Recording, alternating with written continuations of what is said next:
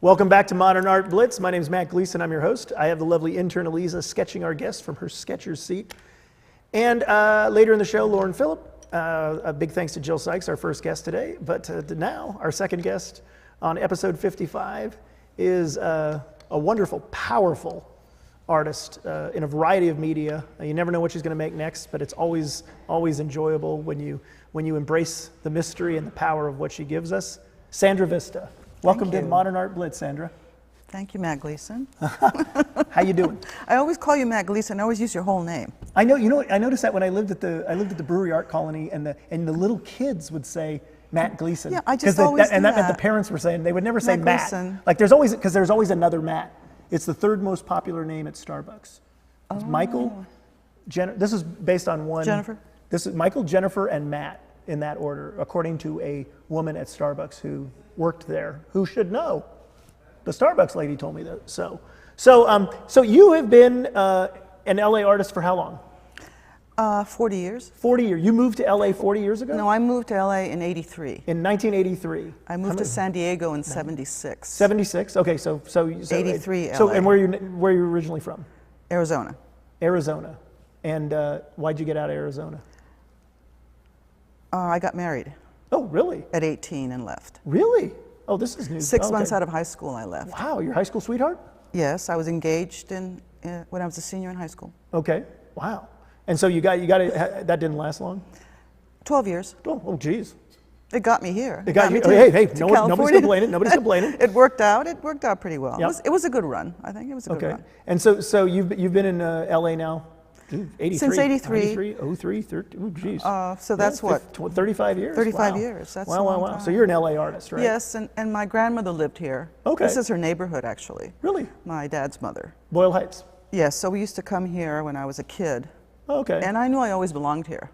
Okay. I always belonged in California. You always in belonged Los in Angeles. California, Los Angeles? Yes, it always felt very comfortable. It's home? Yes. I lived in San Diego for 7 years. Went to college there, San Diego State, for half my education. Yeah. I got my teaching credential and my bachelor's there. Okay. And then I came to Long Beach and got my MFA there. At Cal State Long Beach? Cal State Long Beach. Do you know that intern Eliza goes to Cal State Long Beach? Did you know that? Yes. So we got the 49er connection. 49ers, right. You're 49er, did you know that? Did you know you were a 49er? I guess, yeah. You don't really follow the sports teams? No. No? We used to go to the Nugget. Is it the Nugget? The Where Nugget? You could drink. Oh, yeah. I know about the Nugget, but I don't know about no sports. We used to drink beer there, and my professor stopped talking to me because we used to have a few beers, too many. Uh-oh. What'd you say? Well, I don't know. He quit having critiques with me. Mark Wetley, remember Mark Wetley? Oh, yeah. Wow. Yeah. So now you've been living downtown before it was trendy, right? It was already getting trendy in '99. You moved to downtown LA in 1999? In '99. I've been in the same place since '99. Yeah. The Long Beach Lofts. I don't want to start giving out people's address. We're going to give out our artist addresses, not a. Just drive by anytime and say hi. Just everything stop is in. Long Beach, Cal State Long Beach, and Long Beach Lofts. Avenue. Okay, Long Beach Lofts. So yes. okay, so we're looking at now. Is this a painting? This is one of my newer paintings. I do things in series, and I've got maybe about 5 series I'm working on right now. This is the latest painting series, and I consider myself a painter. Everything I do has paint in some way or another. But you work on many objects, for example, not just the painted illusionistic surface. I'm a mixed media artist now. Yeah. I guess when people ask me, what kind of artist are you? Yeah. I'm beginning to say mixed media. Now, do you consider yourself, in addition to your art practice, do you consider yourself to be a shaman, shamanic? Does that feed into your work? Well, I do. In fact, I'm having a deja vu right now when you said that. Wow. Well, I'm a spiritual person, and I do a spiritual practice, I guess. The Does it inform your art? Is it included in your art? Sometimes the new painting is based on seeds. Okay. And close-ups of seeds, because I like to do close-ups of things, because I do a lot of patterns. I'm a pattern painter, I guess. I can think of myself that way. Okay. Part of the movement from the 70s, the pattern and decoration yeah. kind of artist. That's kind of where I started painting, was Okay. When I was in school in 78, 79 at Cal State Long Beach. You have to come up with some kind of a style. Okay. You know, it's like, what's your style? And I had some teachers at San Diego State that were doing the Memphis style. Sort of that yeah. Memphis. Wow. So I was influenced by that. Okay. So these pieces, the new piece is based on seeds, and seeds have memories. Okay. And just like the Aborigines, I think of the Aborigines in seed time and memory. And so shaman sounds too witchcrafty to me. I don't know if that's... Really? But Is there a better way to put I it? don't know what it... I guess shaman would be okay. Just I don't know if that's really... Does that it doesn't necessarily encompass your spiritual practice? No. But you are informed by... I am. I mean, I do tap into the spiritual realm. Yes, I do tap into the higher elements, I guess, when I'm working, when I'm trying to figure something out, problem solving. I was just talking to Lauren, your other guest, saying, do you talk to yourself? Do you interview yourself? Oh, wow. Before you go, in front of somebody? He said he doesn't. I said, I do. I interview myself. So you don't need me here. You want?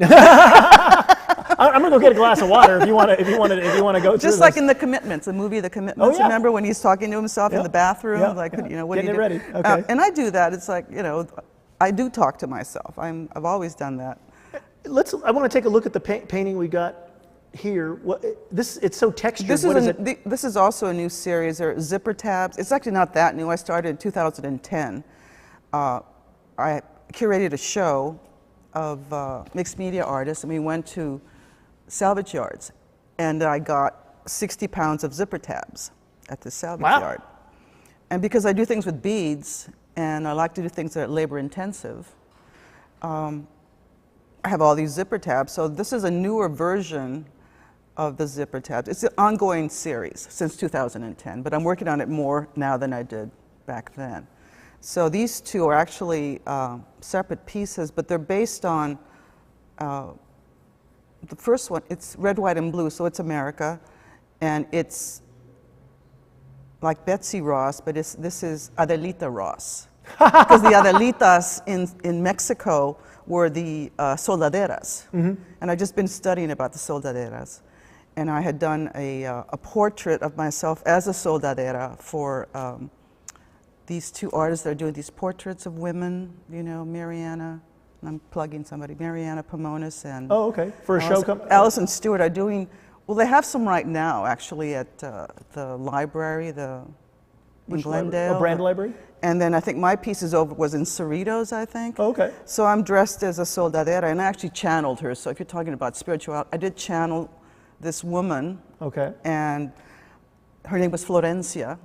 So I started studying about the soldaderas, and so this is called Adelita Ross because it's part of Mexico and part of America, and I'm part of both of those things. Uh-huh. And also my grandfather was a tailor. My mother's father was a tailor, came to America in 1916 at 18. Wow. He was a tailor.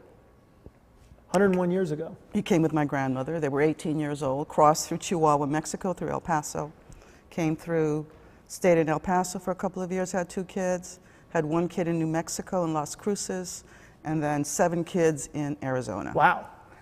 So, who says Arizona isn't fertile? So it's connected to my family, but it's a way of seeing how every generation gets better. And so I'm kind of translating what they did. And my father also was in the rag business. He used to sell, he was a buyer for fabrics and piece goods. They call them piece goods.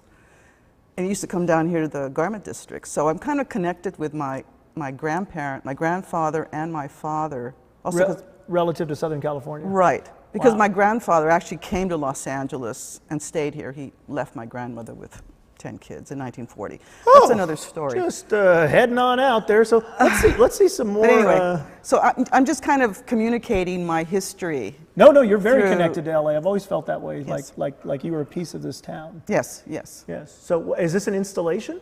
Well, this is in my studio. We had an open studio in September, so I had everything kind of set up. And this is a series of my trophy series I've been working on since 2012. And my plan is to do 100. There's 25 right now. Wow. And the pictures in the background are a new current series from the summer of my crow series. And they're collages. So Collages of crows? Cut out collages of crows. They're painted. I paint them and then I cut them out and then I glue them on to the paper. Is the crow a powerful animal for you? Well, this friend of mine had given me the phrase, "the crows fed Jesus," Wow.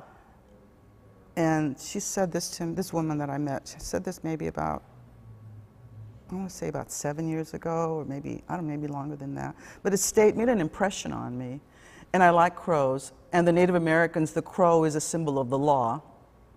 Oh, okay. So I'm attached to the Native Americans. A Mexican to me is a Native American. I'm a Southwest person. Uh-huh. So when people say, "Are you Native American?" I said, "Well, I guess. I mean, why not?" Why not? At least, some of you must be. Some of you must be, Yeah. yes. And the Spaniards didn't, And I'm connected to that. you're connected to that culture too? To the culture, yes, to both cultures. And so the trophies here are real trophies? You were not real- awarded these trophies? No.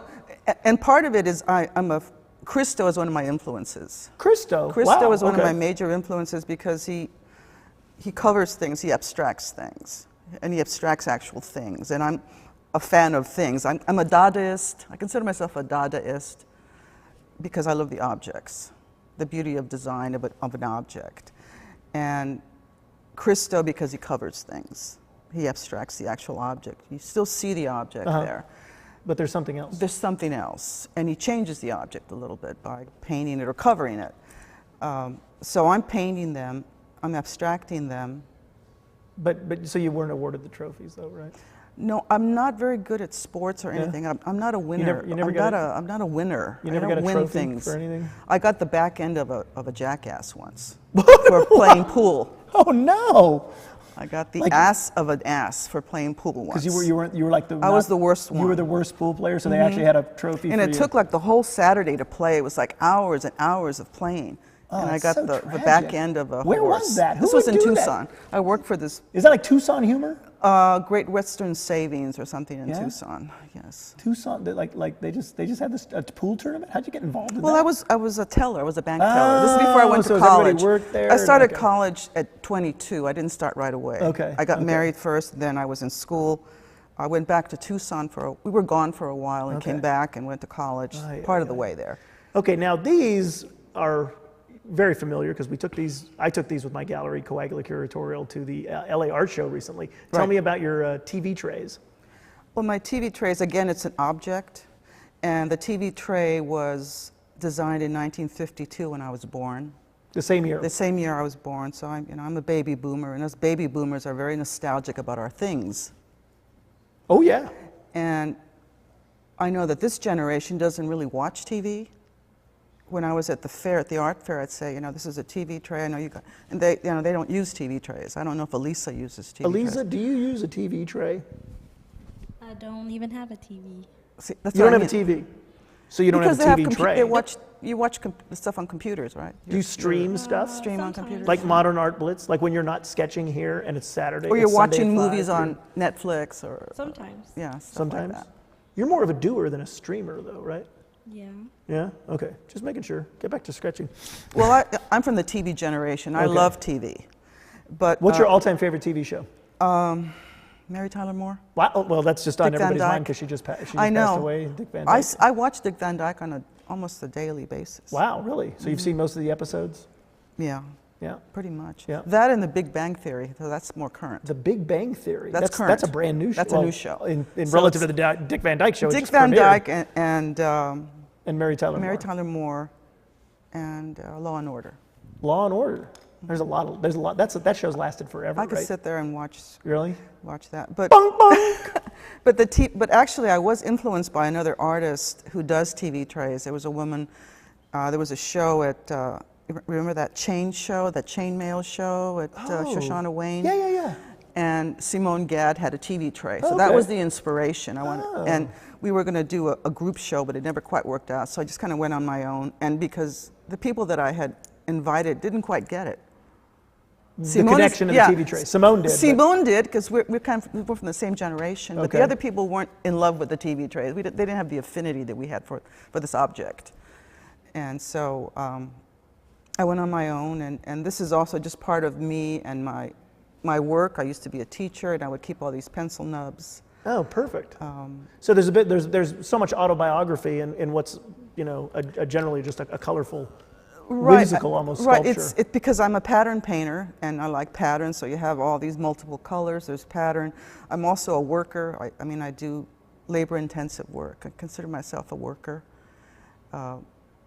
Alexa Smith, I interviewed her once a few years back. okay. She had a show at Margot Levin, I think in 2011 or 12. And she was saying she was a journeyman. Wow. I thought I like that idea of being a journeyman, being a worker. Wow. Blue collar ethic. Yeah, I'm a worker. Great.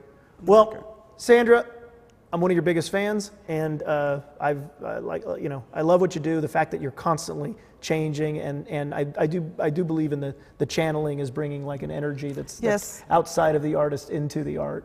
So I guess it's part of me, so I don't always think of it as being unusual. It's who you are. It's who I am. Well, it's who I am. Thank you Thank for you. being on Modern Art Blitz. We have to see Thank you. the Skechers Seats results here. Oh, and that looks very Native American, doesn't it? Wow. Hold that up. Yeah. Very powerful. Very nice. All right. Thank you so Thank much you. for being on Modern Art Blitz. you. We'll be back right after this with our next guest, Lauren Phillip.